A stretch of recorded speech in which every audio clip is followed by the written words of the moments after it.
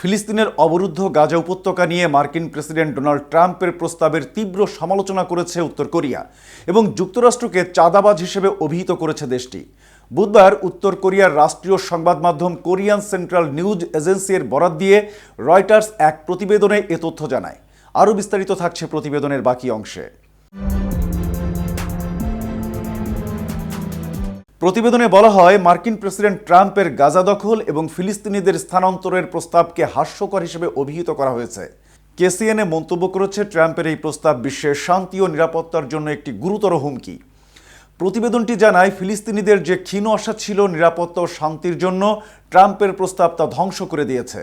যুক্তরাষ্ট্রের এই অশান্তি এখন বিশ্বের মধ্যে উত্তপ্ত সংকটের সৃষ্টি করেছে। ট্রাম্প সম্প্রতি ঘোষণা করেছেন, মার্কিন সরকার গাজা উপত্যকার বাসিন্দাদের অন্যত্র সরিয়ে নিয়ে গাজার অবকাঠামো পুনর্গঠন করতে চায়, যা আন্তর্জাতিক পর্যায়ে উদ্বেগের সৃষ্টি করেছে।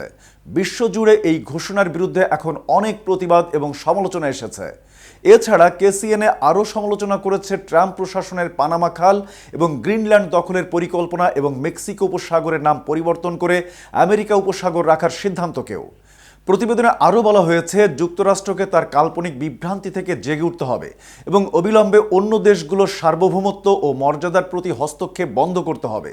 ট্রাম্পের প্রথম মেয়াদে উত্তর কোরিয়ার নেতা কিম জং উনের সঙ্গে হওয়া বৈঠকের প্রসঙ্গ তুলে ধরে কেসিএনএ বলেছে, বর্তমানে যুক্তরাষ্ট্রের পক্ষ থেকে কোনো ইতিবাচক ইঙ্গিত নেই এবং তাদের পক্ষ থেকে উত্তরের নিরাপত্তা বিষয়ে বড় ধরনের হুমকি আসছে।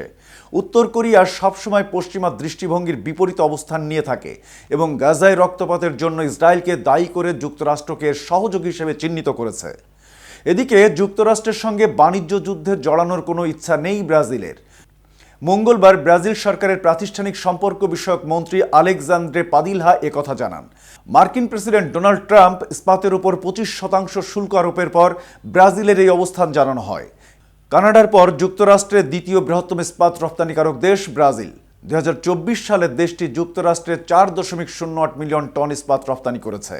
মন্ত্রী পাদিলহা সাংবাদিকদের বলেন, সরকার এই বিষয়ে কোনো আলোচনা করেনি, তবে আমরা বাণিজ্যিক অচলাবস্থার বিরোধী। শুল্ক ইস্যুতে ব্রাজিলের সম্ভাব্য পদক্ষেপ সম্পর্কে জানতে চাইলে তিনি একথা বলেন।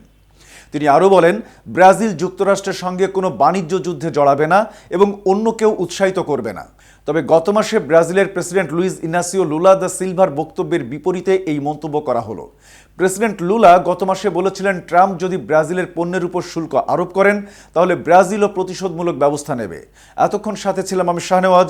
কেটিভি নিউজ 24-এর সাথে থাকার জন্য ধন্যবাদ।